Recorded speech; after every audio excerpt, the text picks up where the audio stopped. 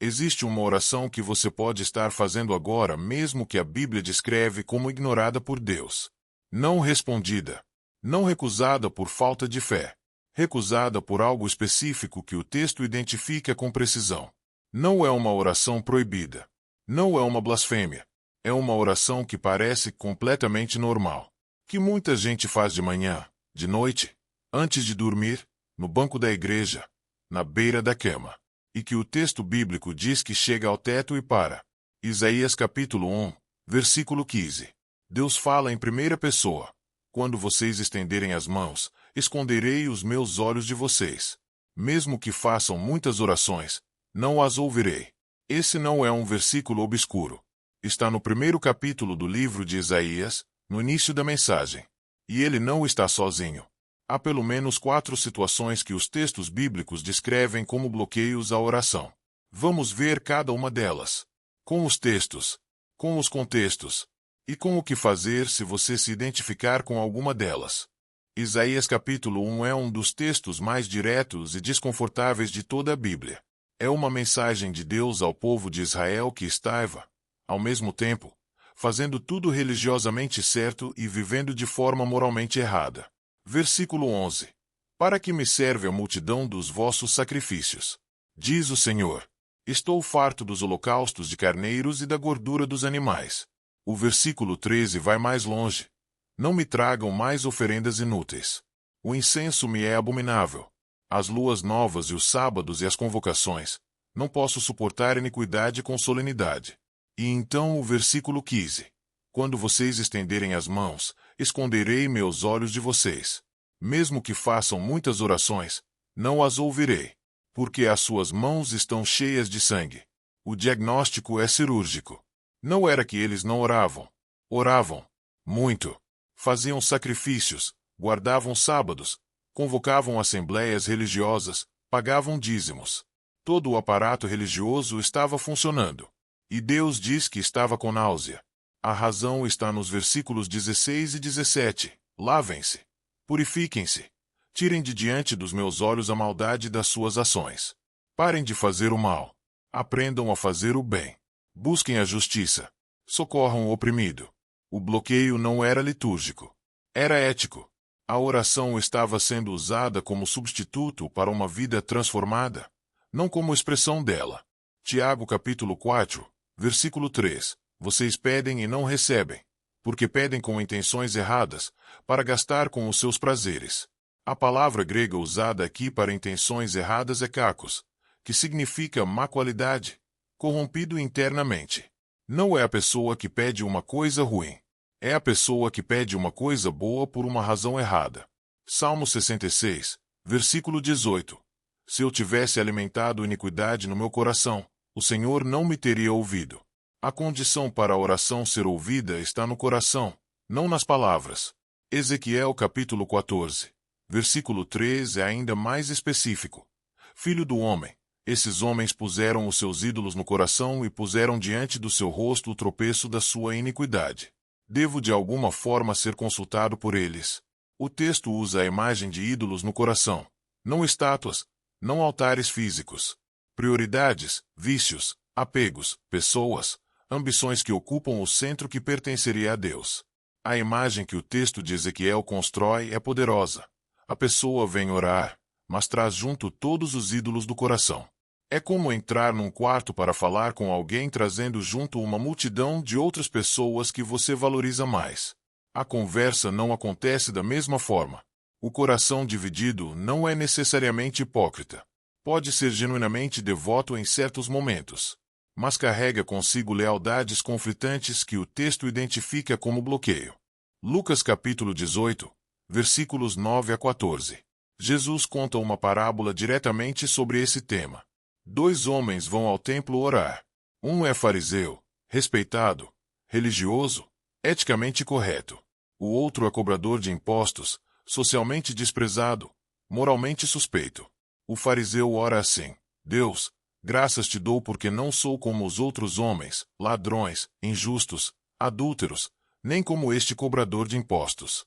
Jejuo 2 vezes por semana, dou o dízimo de tudo o que possuo. O cobrador de impostos não levanta os olhos. bate no peito e diz apenas: Deus, tem misericórdia de mim, que sou pecador. Jesus diz que o cobrador de impostos voltou para casa justificado. O fariseu, não. A diferença não era moral. O fariseu provavelmente estava dizendo a verdade sobre si mesmo. A diferença era a direção da oração. O fariseu estava orando para si mesmo, usando Deus como audiência. O texto de Lucas no versículo 11 diz literalmente que o fariseu orava consigo mesmo. Provérbios 16, versículo 5. Todo arrogante de coração é abominação ao Senhor. Não os atos de arrogância. O coração arrogante. A oração que parte de um coração que não reconhece sua própria necessidade real, chega a uma parede. Isaías 66, versículo 2. A este olharei, ao humilde e contrito de espírito, e que treme a minha palavra. O critério não é a perfeição moral, é a postura interna. Esta é a mais pessoal e a mais desconfortável das três. E é a única que Jesus vinculou diretamente ao Pai Nosso. Mateus capítulo 6, versículos 14 e 15. Imediatamente após ensinar o Pai Nosso, Jesus acrescenta: Porque se vocês perdoarem os outros pelas suas ofensas, o Pai Celestial também os perdoará. Mas se vocês não perdoarem os outros, o Pai também não perdoará as ofensas de vocês. Não é uma condição colocada no meio do sermão. É a única parte do Pai Nosso que Jesus escolheu comentar diretamente logo depois. Como se soubesse que era a cláusula que as pessoas iam ignorar. Marcos capítulo 11, versículo 25 repete: Quando estiverem orando, se tiverem algo contra alguém, perdoem, para que o Pai Celestial também perdoe as suas ofensas. A parábola do servo que não perdoa em Mateus 18, versículos 23 a 35 fecha o argumento. Um servo deve uma quantia impossível ao rei. O rei perdoa a dívida inteira. Esse mesmo servo encontra outro que lhe deve uma quantia pequena e o coloca na prisão. O rei revoca o perdão e entrega o servo aos torturadores. Jesus diz no versículo 35: Assim fará meu Pai Celestial a cada um de vocês, se do coração não perdoar o seu irmão. O perdão não dado não apenas bloqueia a oração, revoca um perdão já recebido. O mecanismo é direto. A pessoa que nega perdão ao próximo coloca-se fora do fluxo de perdão que ela mesma precisa. Agora o que a maioria das pessoas que chegou até aqui precisa ouvir. A mesma Bíblia que descreve orações que Deus recusa descreve com igual clareza o que ele nunca recusa.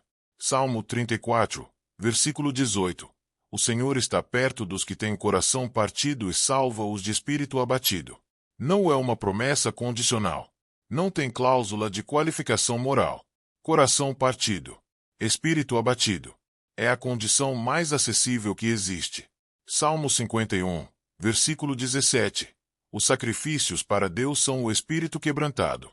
Um coração contrito e humilhado, ó Deus, não desprezarás. Esse é o salmo de Davi depois do adultério e do assassinato. No ponto mais baixo moralmente da vida de um homem descrito como o homem segundo o coração de Deus. E o texto diz que esse tipo de oração, quebrantada, sem pretensão, sem negociação, Deus não rejeita. Hebreus capítulo 4, versículo 16. Aproximemo-nos, portanto, com confiança do trono da graça, para que possamos receber misericórdia e encontrar graça que nos ajude no momento oportuno. O convite é para aproximação confiante, não merecida. Confiante. 1 João capítulo 1, versículo 9. Se confessarmos os nossos pecados, Ele é fiel e justo para nos perdoar e nos purificar de toda injustiça. O mecanismo é simples e direto. Confissão. Não performance. Não negociação. Confissão. A oração que Deus recusa tem um denominador comum: a ausência de honestidade interna. A oração que Deus nunca recusa tem outro: a presença dela. O que atravessa todos esses textos não é uma lista de regras para fazer a oração funcionar. É um retrato de como comunicação real funciona, entre qualquer duas partes, em qualquer relacionamento. Você não pode ter uma conversa real com alguém enquanto está com a atenção em outro lugar. Você não pode pedir ajuda com genuinidade enquanto, no fundo, acredita que não precisa dela. Você não pode receber perdão de alguém enquanto nega perdão a outra pessoa e nega isso para si mesmo. Os bloqueios que a Bíblia descreve para a oração são os mesmos bloqueios que existem em qualquer relacionamento humano profundo. A diferença é que esses textos foram escritos 2000 anos antes da psicologia moderna nomear os mesmos fenômenos. Se você chegou até aqui com alguma coisa pesada, a resposta mais direta que esses textos oferecem é a do Salmo 51. Não uma oração elaborada. Não uma lista de requisitos. Um coração que parou de performar e começou a ser honesto. Se esse conteúdo abriu seus olhos para algo que você não sabia sobre o que a palavra realmente diz, compartilha com alguém que precisa ver isso. Deixa o like. Se inscreve no canal se ainda não for inscrito. Até o próximo vídeo.